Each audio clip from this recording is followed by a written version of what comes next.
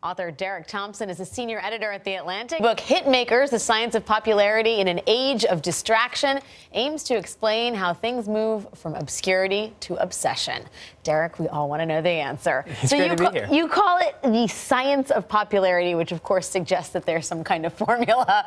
What is it? There is a science, but there is no formula. Because think about what it would mean if there was a formula. Right. If there were a formula, everyone would figure out what the formula is. They would all make self-same products, and none of those products would be exceptionally successful and hit the threshold of hit. So there cannot be a formula, and there never will be. But there is a lot of interesting stuff to figure out about what exactly makes culture tick and people tick. Yeah, and the formula would have to change because, of course, tastes change, which affects everything.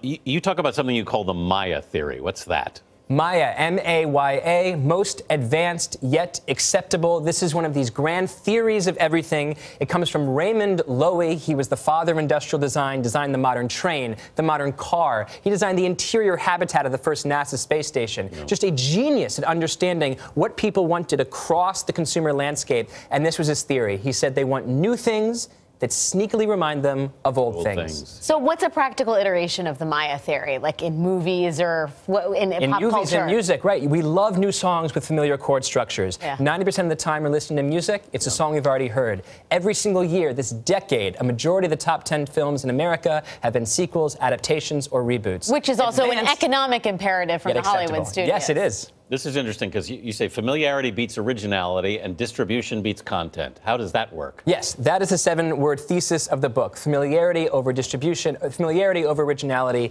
distribution over content. What that means essentially is that on the first hand, what appeals to us are familiar surprises, new products that are sneakily familiar. But on the back end, I think it's a myth to say that quality is destiny and the best stuff just inherently goes viral. We live in a world where there are still massive broadcasters with distribution power, and they're the ones who truly dictate popularity. And you see this pattern happening not just in culture, but also in politics. Is that right? Yeah. So repetition, for example, is the God particle of music. It's the thing that distinguishes mere cacophonous sound from music. Yeah. But this is also true in political rhetoric. Every classic Greek rhetorical political device. Anaphora, repetition at the beginning of a sentence. Right. We shall fight them in the air. We shall fight them on the landing fields. You have antimetaboly, which is an A-B-B-A structure. Yeah. Ask not what your country can do for you. Ask what you can do for your country. A-B. What is that called again? Antimetaboly. Thank you, Derek Thompson, and if you take antimetaboly out of JFK's first inaugural, you are just left with a string of conjunctions. Right. So how does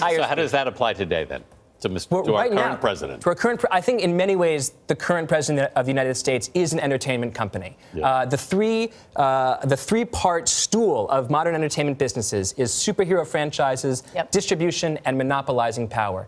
He thinks of himself as a superhero. Only I can fix it. He's like autocracy man. Right. Distribution power. He understands how to reach people individually through Twitter, but also how to get broadcast platforms he doesn't control to amplify his message to reach millions of more people. And he also tries to monopolize his message by delegitimizing organizations that criticize him while uplifting those fringe organizations who support his every word. Derek, did you grow increasingly dispirited about our culture writing this book? I think that when you study human nature, it is inevitable that you get a little bit dispirited by just how seduced we are with familiarity. But I do think that there's an element of this stuff that can make any sort of company or creator or artist more successful, because a lot of people begin from originality. They want to express their own truth. But one of the ideas in this book is that you always need to inflect a little bit of familiarity into your original work in order for it to hit with the masses.